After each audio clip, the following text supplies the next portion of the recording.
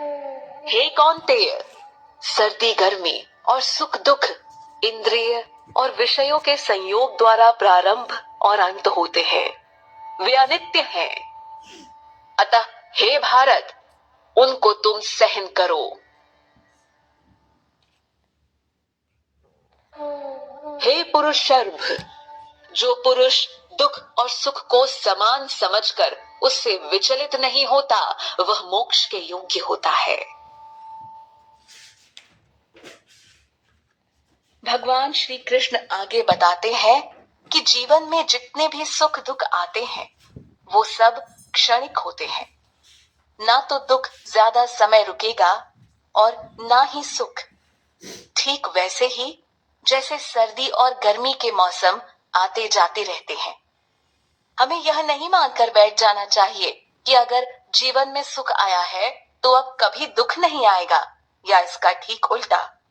लेकिन हम में दोनों को सहन करने की शक्ति व ज्ञान होना चाहिए, ताकि कठिन परिस्थितियों में विचलित न हो जाए। भगवान कृष्ण कहते हैं, हे भरतवंशी, जीवन में यह सारे अनुभव हमें अपनी इंद्रियों और विषयों के संयोग से मिलते हैं।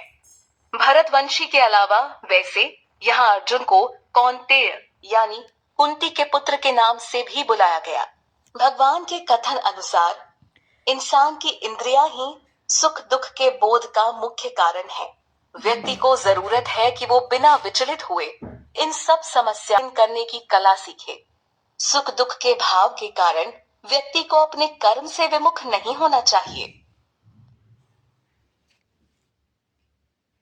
कर्म सिद्धांत पर ही अपनी बात जारी रखते हुए भगवान श्री कृष्ण कहते हैं कि सुख दुख से किसी को भी विचलित नहीं होना चाहिए।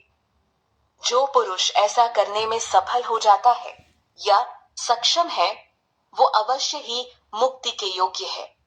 यहाँ वो अर्जुन को पुरुष ऋषभ कहकर बुलाते हैं, जिसका अर्थ हुआ सभी मनुष्यों में श्रेष्ठ। जीवन में हर कोई आने वाले सुख दुख की कड़ी से एक दिन व्याकुल होकर थका सा अनुभव करता है। वो कोई तीसरा रास्ता चाहता है।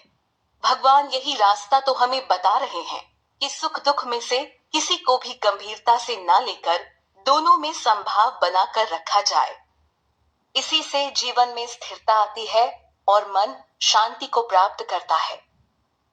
व्यर्थ के कल्मश जीवन से खत्म होने लगते हैं और धीरे धीरे मुक्ति की ओर बढ़ता है।